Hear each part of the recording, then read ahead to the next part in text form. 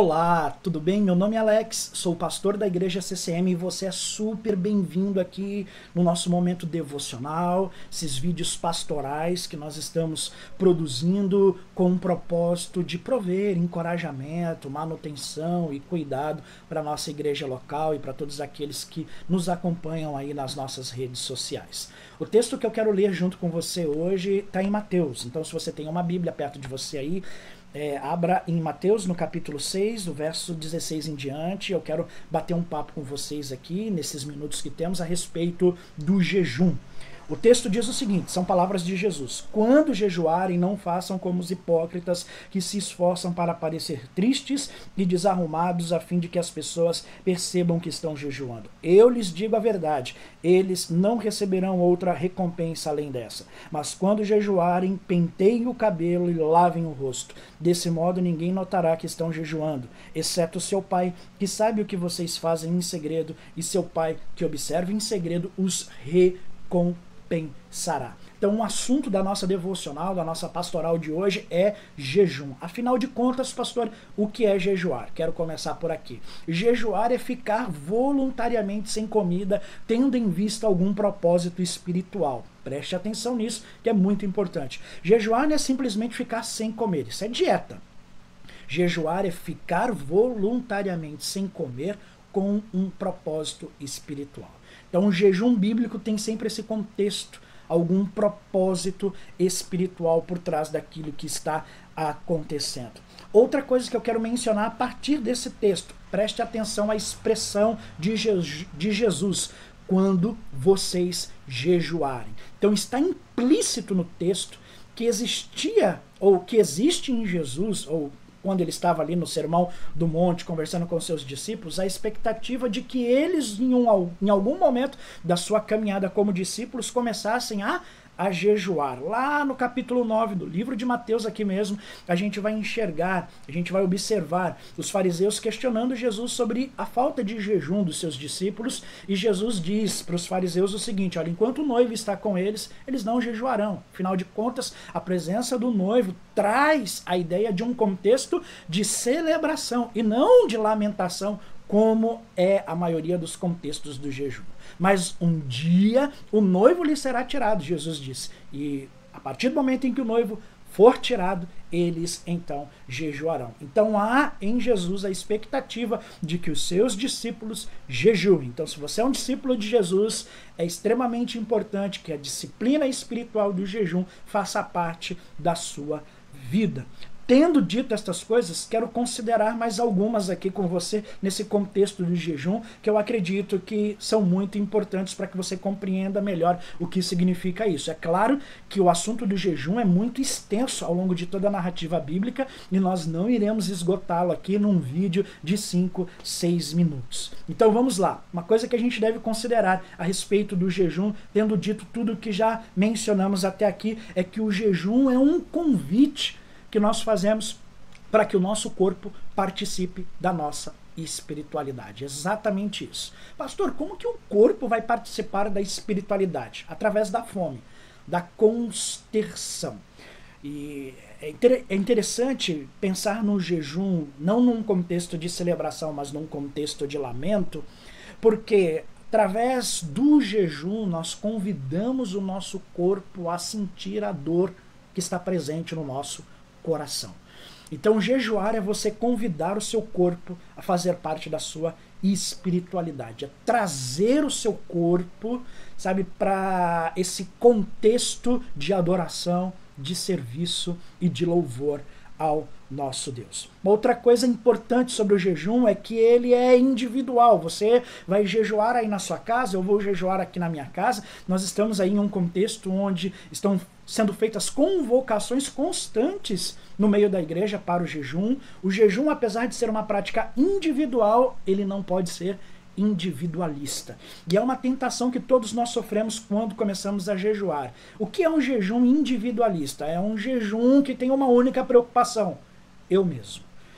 Então, o jejum, apesar de ser uma prática individual, ele não é individualista porque ele está sempre envolvendo o outro. Olhe para os jejuns da Bíblia e você vai ver que o outro está sempre presente no propósito daquele jejum, o outro está sempre presente nas petições, nas orações, nas intercessões feitas naquele tempo de jejum. Então, o jejum é uma disciplina espiritual individual, mas não é individualista, porque ele sempre envolve o outro. Muitas vezes nós jejuamos pela dor do outro. Uma das razões pelas quais a igreja está se mobilizando em jejum nos dias em que nós estamos vivendo é o fato de que, por exemplo, no Brasil, mais de 300 mil pessoas morreram vítimas do novo coronavírus da Covid-19. Então a dor do outro começa a estar presente no nosso coração e a gente traz isso para o nosso corpo através do jejum. Então ele é individual, mas não é uma prática individualista, inclui o outro. O jejum também é um convite à reconciliação. A gente vai ver isso ao longo de toda a Bíblia. Quando o povo fazia alguma coisa e isso que ele fazia traziam algumas consequências ruins, até mesmo um certo distanciamento daquilo que era o propósito, a missão de Deus para eles, a gente vai ver a prática do jejum acontecendo como parte daquele movimento de quebrantamento, de arrependimento e de reconciliação. Então o jejum é um convite à reconciliação. O jejum também é uma resposta que nós damos a partir de uma percepção que começamos a ter de uma terrível realidade que nos cerca. Então quando a gente se vê num momento muito difícil, quando a gente se vê num momento muito ruim, a gente olha na Bíblia Sagrada e a gente percebe esses movimentos no meio do povo de Deus, uma resposta a essa percepção de uma terrível realidade que nos cerca, muitas vezes acompanhada por uma prática de jejuns. Então o jejum também é uma resposta à terrível realidade que nos cerca. O jejum é um convite ao lamento como expressão da nossa espiritualidade. A gente vai ver muitas vezes no contexto do jejum bíblico as pessoas se cobrindo de pano de saco, sabe, se cobrindo com cinzas. É um sinal mesmo de consternação, de humilhação pública, muitas vezes, que envolve arrependimento, quebrantamento e lamento. Então, jejum não é festa. Jejum é lamento, jejum é quebrantamento, jejum é humilhação, lamento como expressão espiritual. O jejum também é uma demonstração de descontentamento com o nosso ego pecaminoso. O jejum é uma resposta à percepção que nós temos não só da terrível realidade que nos cerca, mas às vezes da terrível realidade presente em nossas vidas. Olhamos para nós e percebemos o quanto estamos distantes do Senhor. Somos tomados de uma consciência do nosso ego pecaminoso, então somos conduzidos pelo Espírito a um tempo de jejum, de quebrantamento e de humilhação. E uma última coisa que eu preciso dizer para você a respeito do jejum: o jejum está sempre, sempre atrelado a atos de justiça e generosidade. É a expressão que nós encontramos, por exemplo, em Zacarias. Vocês estão mesmo jejuando para mim? Mas se vocês estão jejuando para mim, por que vocês não estão, por exemplo, olhando para isso daqui? Por que vocês não estão olhando para os pobres? Por que vocês não estão olhando para os necessitados? O verdadeiro jejum, lá em Isaías 58, também chama a gente para esse olhar de ato de justiça, para essa expressão de generosidade. Então o jejum, ele deixa de ser simplesmente uma prática individual e ele inclui o outro, não só quando ele pensa no outro quanto propósito espiritual de sua prática, mas também quando ele inclui o outro em atos de justiça e generosidade. Não dá, por exemplo, para a gente jejuar a Deus olhando para a triste situação do nosso país hoje, sem que isso seja acompanhado por atos de justiça e generosidade da nossa parte. Não dá para pedir, por exemplo, para que Deus conserte o mundo, se o que nós temos a condição de fazer, nós não estamos fazendo. É basicamente isso o que eu quero dizer. Tendo dito estas coisas, permita-me te dar 3 dicas aí para que você comece a jejuar. Primeiro, comece aos poucos, tá? Se você está começando a jejuar, comece aos poucos. Comece com uma refeição, comece com um dia na semana, comece aos poucos, dê passos vagarosos, mas que sejam constantes.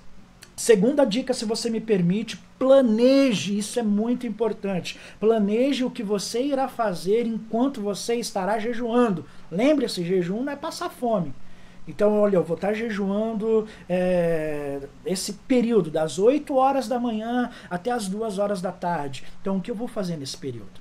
Eu vou estar jejuando das 8 horas da manhã até as 18 horas. O que eu vou fazer nesse período em que eu vou ficar me abstendo de alimentos com um propósito espiritual? Então você planeja momentos de oração, você planeja momentos de leitura, você planeja como que vai ser aquele tempo para que, naquele tempo onde você poderia estar, entre aspas, alimentando o seu corpo físico, você esteja ali diante do Senhor, em oração, leitura, meditação, reflexão a respeito dos propósitos pelos quais você está jejuando. E terceira e última dica, se possível, sempre que possível, inclua o outro. Como assim inclua o outro? Não jejue sozinho. Convide um amigo, uma amiga, um irmão, uma irmã em Cristo, alguém que você caminha, para que essa pessoa acompanhe você durante esse tempo de jejum, onde você possa de alguma forma servi-lo e essa pessoa também possa te servir no amor e no temor de Cristo. Amém? Ah, eu ia me esquecendo. Gostou do vídeo? Abençoou a sua vida? Te ajudou? Compartilhe com outras pessoas. Faça isso não para tornar o nome da igreja CCM conhecido, não. Faça isso para a glória de Deus, com a motivação de servir outros no amor e no temor de Cristo. Um grande abraço.